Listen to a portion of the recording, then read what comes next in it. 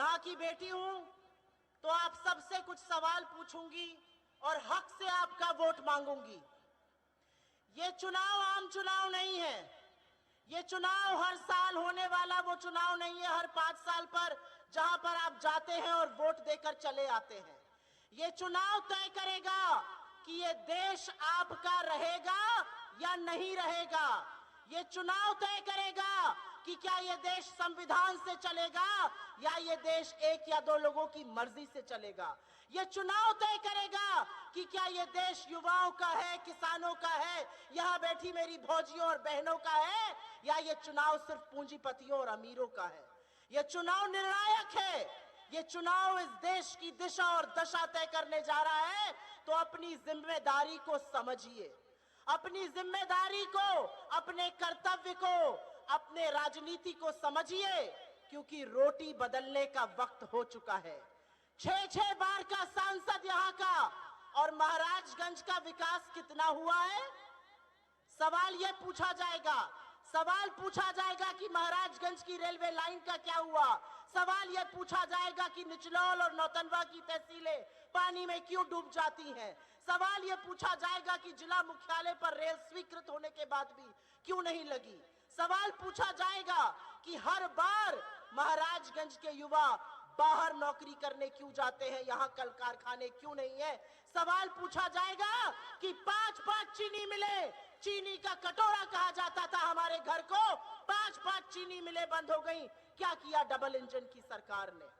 ये चुनाव उन लोगों के बीच में है जो संविधान को खत्म कर देना चाहते हैं।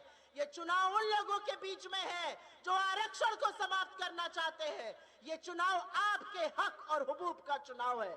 आपकी बेटी हूं, आपकी बहन हूं, और इसलिए आपसे कहती हूं, एक ऐसा उम्मीदवार चुनिए जो आपके सुख दुख का साथी बने, आपके हक और हुकूक की लड़ाई को लड़े।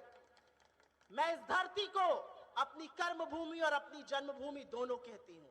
मेरे पिता ने अपने जीवन के 45 साल यहाँ दिए। यहाँ की मिट्टी मिट्टी में, यहाँ की कण कण में उनकी आत्मा व्याप्त है, और उस नाते आपसे कहती हूं, बदलाव करिएगा। उस पार्टी को, उस गठबंधन को चुनिए जो आपकी बात करते हैं, जो आपके हक की बात करते हैं, जो आपके न्याय की बात करते हैं, जो 30 लाख सरकारी नौकरियों की बात करते हैं, जो महालक्ष्मी से 1 लाख सालाना मिलना महिलाओं की बात करते हैं, जो कानूनी एमएसपी और कर्जा माफी की बात करते हैं, जो मनरेगा को 400 करने की बात करते हैं, जो गिनती की बात करते हैं। इस देश का प्रधानमंत्री एक कायर है। इस देश का प्रधानमंत्री डरपोक है, क्योंकि वो डरता है। वो डरता है आपसे, वो डरता है आपके वोट की ताकत से, वो डरता है आपके जज्बे से। वो डरता है क्योंकि वो जानता है कि जब जनता खड़ी हो जाती है तो बड़ों बड़ों की सिट्टी पिट्टी गुम हो जाती है। वो जनता खड़ी हो चुकी है। 2024 में वो होने जा रहा है जो इस देश में 2004 में हुआ था। मेरे नौजवान साथियों, याद रखिएगा, तब भी बड़ा बड़ा इंडिया शाइनिंग, टीवी पर सिर्फ इंडिया शाइनिंग होता था, जैसे आज मोदी मोदी मोदी मोदी मोदी मोदी होता है। तब भी यही होता था, और तब आपके जैसे लोग, आपके जैसे किसान, मजदूरें, महिलाएं, बुजुर्ग, युवा खड़े हो गए और तख्त बदल दिया, सरकार बदल दी और यूपीए की सरकार लाए। आपको फिर से वही करना है। आपको अपने हक की लड़ाई लड़नी है। आपके सामने एक प्रत्याशी है जो पढ़े लिखे हैं, कर्मठशील है, संघर्षशील है, और आपकी लड़ाई लड़ेंगे। और अगर पंकज चौधरी नहीं तो वीरेंद्र चौधरी उनसे कई गुना बेहतर है, ज्यादा पढ़े लिखे हैं, विधायक है फरेंदा से, और विषम परिस्थितियों में विधायक बने हैं। मैं आपसे हाथ जोड़कर और हक से आपका वोट मांगती हूं, और मैं आपको आपकी ताकत एक बार फिर से याद दिलाऊंगी। यहां पर जितने मेरे नौजवान साथी हैं, याद रखिएगा, तलवारों की धारों पर इतिहास हमेशा बनता है। जिस ओर जवानी मुड़ती है उस ओर जमाना मुड़ता है।